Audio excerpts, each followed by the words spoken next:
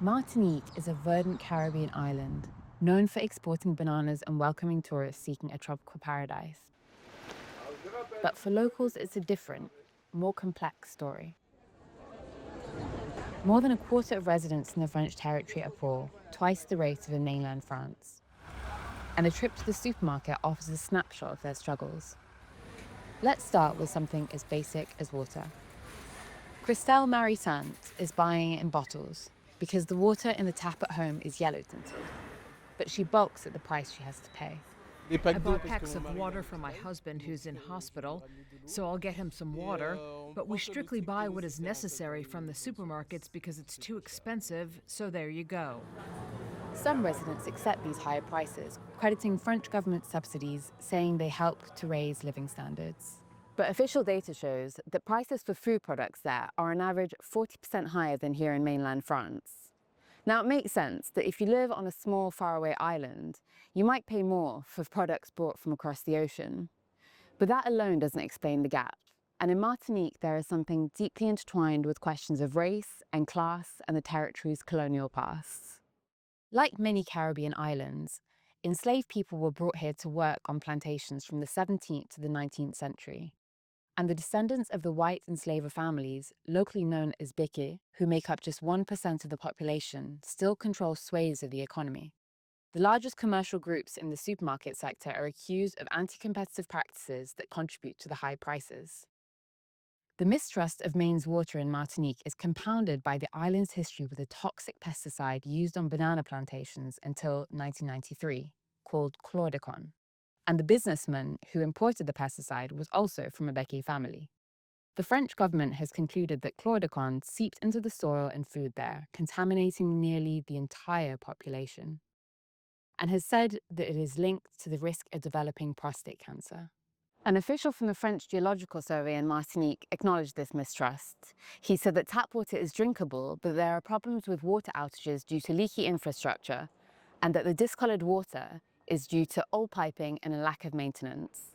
The water story doesn't end there, though. Though Le Fort is one of the cheaper water brands on the island, it costs double an equivalent product in supermarkets around Paris.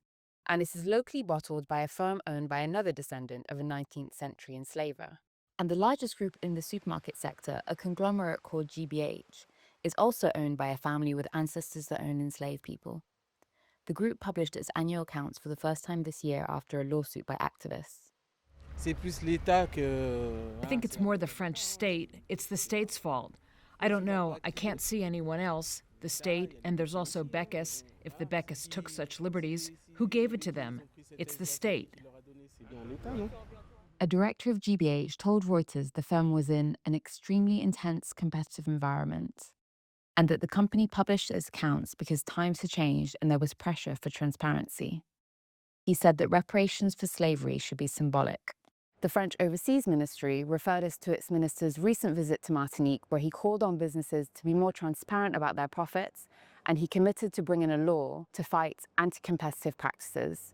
The Élysée did not answer our request for comment, but a local official did. Serge Letchmy leads Martinique's regional government. He told Reuters he's planning to introduce a bill that would support local farmers, give the island more decision-making power, and seek to centralize water management to lower prices and encourage investment. So if we win this bet, we will be able to review the post-colonial model that remains and register development in the capacity that we have to innovate. And France must also agree to stop supervising from Paris and let the overseas countries develop in complete harmony with external territorial diplomacy. Activists say more is needed. Last year, there were protests and unrest over high prices. The protest movement is winning some concessions from Paris, with a recent promise of legislation to tackle the high cost of living and anti-competitive practices by large businesses. Now activists say that they're planning fresh demonstrations. Mario Briand is part of a group called Gathering for the Protection of Afro-Caribbean People and Resources. Those prices we have here, if those prices were being imposed in mainland France, you would be outraged. You would be disgusted. And I think that many of you would immediately take to the streets and say to yourselves, what is going on? What the hell is going on? Except that we are 8,000 kilometers away and we find ourselves suffering in silence.